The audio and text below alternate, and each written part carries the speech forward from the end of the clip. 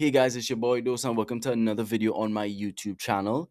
Today we're going to be previewing the round of 32 matches at the FIFA World Cup, the first set of knockout games. And yes, I know the Canada-South Africa game was yesterday, it went already. I'm recording this just before the Brazil game, but I'll get into that Canada game a bit later, give you my thoughts on it. Starting with the first game today, as I just mentioned, the Brazil versus Japan game, a really unfortunate draw for the Japanese. Many people I seem to talk to really like the team and they think they can go far and want them to go far. And then I mentioned to them that they play their first knockout game against Brazil. And it's like a wave of sadness overcomes them. And understandably so, because it's Brazil. Again, it is unfortunate. Japan look a really good side, neat and tidy, and do all the right things. But this is just too tough a task after finishing second in their group to Netherlands, with whom they came from behind twice to secure a 2-all draw. Japan have some good players that can make a difference, but it's just not as much as Brazil. I think Ancelotti will line up Brazil the same as the last match. I don't expect Neymar to start as he continues to build back his fitness. As much as I'd like Endrick to start, Cunha has just made himself completely undroppable at this point, scoring 3 goals in 2 games.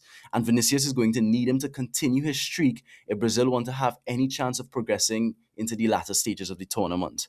But this tie, I do not think it will require Herculean effort from the Brazilians. It shouldn't. Again, anything can happen in football, and the Blue Samurai should not be overlooked or underestimated in any capacity.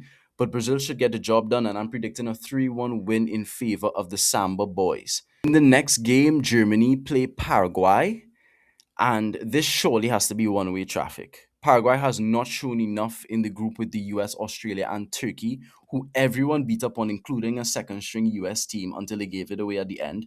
I expect Germany to walk Paraguay down quite easily.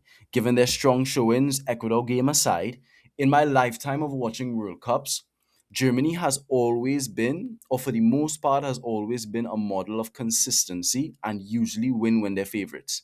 I think Nagelsmann is doing the best job that he can up to this point, although where we judge big sides like Germany is usually in the knockout rounds of this tournament. So I think we should await stiffer competition to truly gauge the strength of the four-time champions. But I have this game Germany 3, Paraguay nil. And in the late game today, probably the toughest tie to call in the round, Netherlands versus Morocco in Monterrey Stadium, Mexico. And honestly, guys, this is a pick'em coin flip monster of a game tonight. Either team can win. It's a number 8th ranked team, I believe, against a number 7th ranked team. And if you had to push me for an answer, I would have to say Morocco on penalties. I believe Morocco have been the better side over the past few years and have shown no signs of slowing down after making the semi-final in the last World Cup, I think losing to France and winning the African Cup of Nations in January this year. Morocco are not a side any country would like to see in the knockout stages, especially this early, but the same could be argued for the Dutch. They seem to have a really balanced team on paper with a capability of high octane scoring with different looks at striker and a physical, tall, pacey defense led by Van Dijk, Van der Ven, and Dumfries. But Holland, for me, just lack the consistency that stops me from taking them in this tie. Their first game against the Japanese showed me that they are liable to have lapses in concentration that can cost them. And that, unfortunately, can manifest itself in situations like penalty shootouts. I think Morocco has a stronger mentality than the Dutch, and I think Hakimi will show that he's the best player on the pitch and lead the Africans to victory over the Netherlands. Going to tomorrow, which is Tuesday, Ivory Coast and Norway kick us off at 1 p.m. in a battle of two second place teams and a tie everyone should be looking forward to. Norway, for better or for worse, rested their big guns in their final group game against France, and now they face a tough test in Cote d'Ivoire, who look to be the best of the 8 remaining African teams outside of Morocco. Both teams bring a very physical style of play to the pitch and will surely beat each other up over the course of 90 minutes. Despite the emergence of 19-year-old Yan Diamande, who has been a revelation for this Ivory Coast side, giving every left back he sees problems, I still believe Norway will emerge victorious. Norway just look the better team on form, especially goal scoring form, and they have arguably the most clinical finisher in the game in Haaland. Odegaard should also be the best midfielder on the pitch between the two teams, and I hope for Norway's sake, honestly, their decision to rest players having already qualified does not come back to bite them. They had a chance to claim top spot again, but chose to sit their big guns and concede first place to France. I really hope for their sake it works out in their favor. Haaland seems to be on a mission, and every time you look up, he's scoring a goal. So I got the Norwegians winning this game 2-1, but I would not be entirely surprised if Ivory Coast were to win. Next, France versus Sweden in the second game, and honestly, I'm so fearful for the Swedes. I'm hoping they don't have a repeat of the 5-1 embarrassment they suffered at the hands of the Dutch in the group stages. An absolute capitulation it was that you sense could be repeated when they kick off versus France. I'm hoping Isak Gyökeres and Ayari can keep the scoreline close, but you feel it would be almost mission impossible with the form France's attack is in. Mbappe coming off a game against Norway in which he assisted twice but failed to score. He's going to be looking to run at the Swedish backline alongside Dembele, who looks like he's just arrived to the World Cup, scoring a first half hat trick, playing confident with both feet and having eyes for goal. I have France winning this game 4-1, with Mbappe back amongst the goals and the French making light work of their European neighbours. And in the late game, Mexico playing Ecuador in a clash between CONCACAF and CONMEBOL. Mexico qualified for the round of 32 with a perfect record in the group stages, claiming all 9 points, scoring 6 goals and conceding 0. They are definitely a team to watch out for, especially playing at home until at least the quarterfinals if they make it that far. I have them making it that far without question. Mexico has shown immense quality and resilience in winning games thus far in this year's World Cup. I think Mexico City is going to be rocking as they await the chance to get back to their first quarterfinals of the tournament since 1986. Ecuador, however, I believe will still be a tough out for the Mexicans, riding high off a 2-1 win against Germany. Ecuador has shown that they can hang with the best of them and show up for themselves when it counts. They are defensively sound, conceding only 2 goals, and can consider themselves unlucky not to have scored more than 2 goals after they struck the post a million times. I believe it was in the game against Curacao. So Mexico is my dark horse in this year's World Cup, so I'm of course going to pick them again, especially in Mexico City against Ecuador. I have them winning it 2-0 in regular time. I think the game is going to be nasty. Teams on this side of the hemisphere, outside of Canada and the United States, generally bring a more aggressive and tough brand of football to the pitch. So I expect a few cards to be shown in this one as well. Heading over to Thursday's games now. England versus the DR Congo. England or England. I hope for England's sake they beat them. DR Congo is the best third place team in the tournament after being in a group with Portugal and first place finishers Colombia. England looked really shocking for large spells in the last game versus Panama before Drew took the game by the scruff of the neck and had a goal and an assist to win them the game. In the latter stages of the Panama game, you can also see Tuchel talking to Ollie Watkins, their backup striker.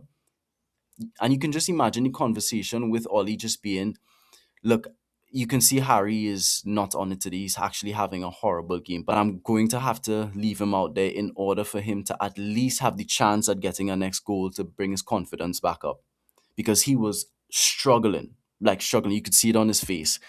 And the wing play also looked shocking, to be honest, as well, especially from Saka. His crosses couldn't be the first man time and time again, despite him providing the assist for the first goal to Jude.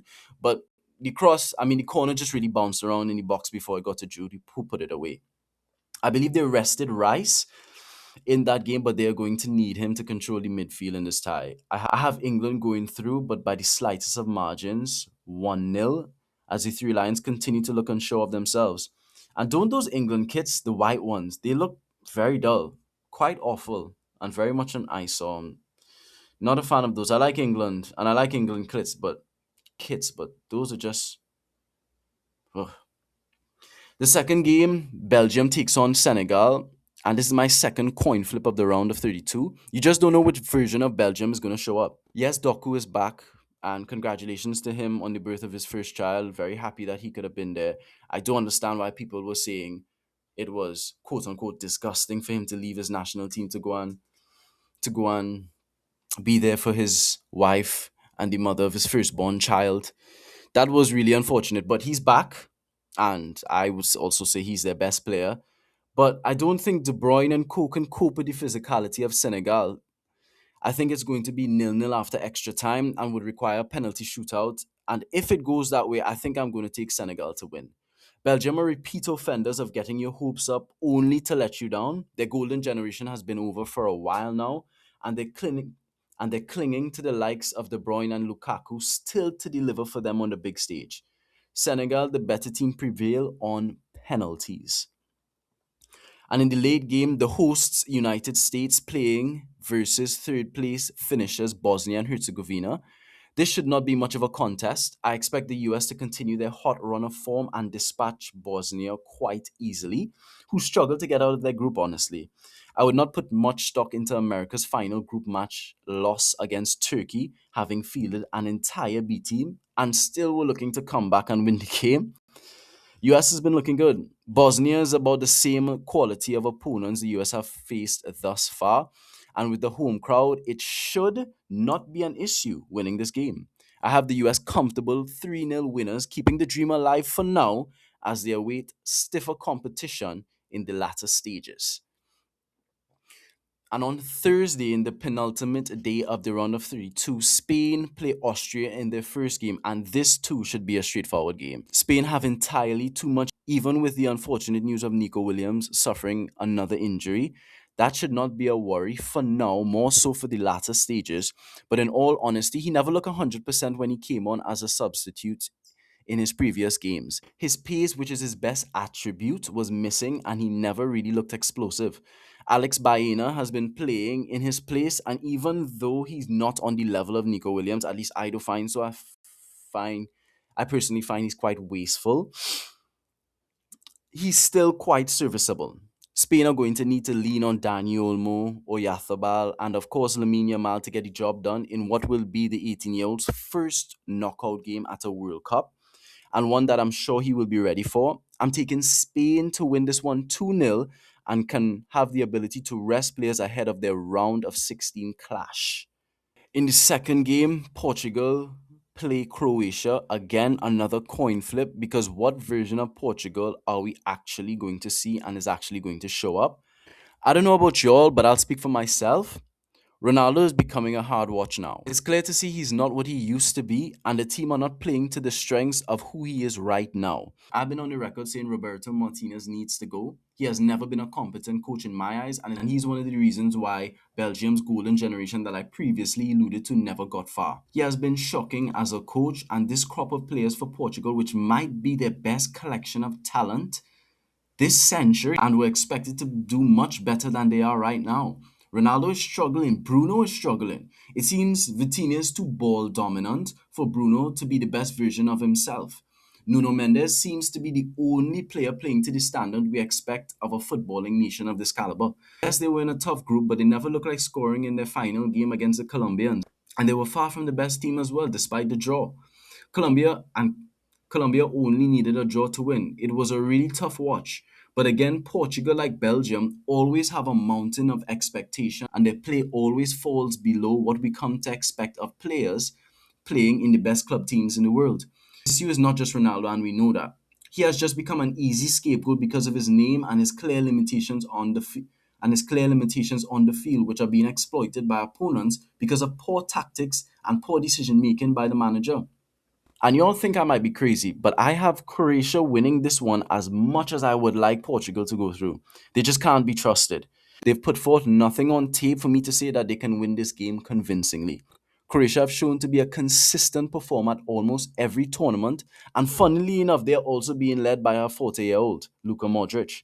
I have them winning it 1-0 in the dying embers of regulation. The late game between Switzerland and Algeria, I think Switzerland will just be a bit too much for Algeria. Those are also consistent tournament performance and having won their group draw Algeria, who made the knockouts via third place finish. Switzerland are the better team, and I have them winning 3-1 comfortably in Vancouver, British Columbia. And the final day of round 32 will start with Australia against Egypt. And this should be a good game. Two sides that are somewhat evenly matched, but the Egyptians having more attacking quality through Marmoush and Salah. I have Egypt winning this after being made to sweat for most of the match, and I think they will find a breakthrough and advance to the round of 16. Egypt 1, Australia nil. The penultimate game of the round will see Lionel Messi and Argentina square off against Bosnia and Cape Verde, whose fairy tale story seems to continue. This will be a highly anticipated game, for me at least, with Bosnia being widely considered the best goalkeeper of the tournament thus far, and arguably the best player of the tournament in Lionel Messi coming up against him. I'm confident of an Argentina win, but I would not at all be surprised if Bosnia had another virtuoso performance like he did against Spain in their first group game. Cape Verde has the capability to hang with the best of them, but the defending champions look entirely too strong for any opponent right now. Messi is going to require the assistance of Lautaro, who scored his first World Cup goal in their last match, as well as Julian Alvarez, who continues to look out of form. Hopefully, Messi can create easy opportunities for his goal scorers so he doesn't have to carry the entire load for the team. But against Cape Verde, with his experience, I don't think it should be a problem till later down the road. The inconsistencies of his strikers, that is. Just on Alvarez as an aside, it's hard for me to believe that his current situation for club is not having an effect on his play. It seems like his mind is in two places, being an Atletico and wanting out, and saying that he wants to go to Barcelona, but Atletico not wanting to sell to Barcelona. It really just seems like his mind is in two places, and he doesn't look nearly as clinical as he did 3.5 years ago at the Qatar World Cup. He needs to come on strong and at the soonest available opportunity. Argentina 4, Cape Verde nil. Last game of the round of 32 between Colombia and Ghana. I would say is a strong end to the round. I have Colombia winning it comfortably, but Ghana are not to be overlooked. They do have talent within their ranks, but Colombia have shown to be a formidable opponent for any team in any competition. I expect Luis Diaz to have a bounce back game and fire the Colombians into the next round behind a strong support of Colombian fans who seem to travel quite well, especially in this World Cup on this side of the world. Guys, those are my predictions for the first set of knockout games in the round of 32 of the FIFA World Cup. I did watch the Canada versus South Africa game yesterday, and for the most part, it did put me to sleep. I'm not gonna lie, but I was up for the final stages of the game, and I did see Canada score, and I had Canada winning, probably not 1-0, probably by a little bit more. If Canada had finished first in their group, they would have had home court advantage. Home court. They would have had home field advantage at least up until the quarterfinals, but they came second, so they had to play in. So they had to play outside of their home, and they just got the job done against South Africa. That's the name of the game right now: win and advance. And Canada have won, and they are wait to see the winner of the Netherlands Morocco game. I don't give them much of a chance against them, but the further they go, the happier they'll be as a nation. So Canada won that game 1-0. I expected it, and they move on. They advance. Guys, that brings us to the end of the video. Again, thank you very much for joining me. Don't forget to drop in the comments who y'all have winning and advancing to the round of 16. Don't forget to like, hype, share, and subscribe. It's your boy Dose, and I'll see y'all in the next one. Peace.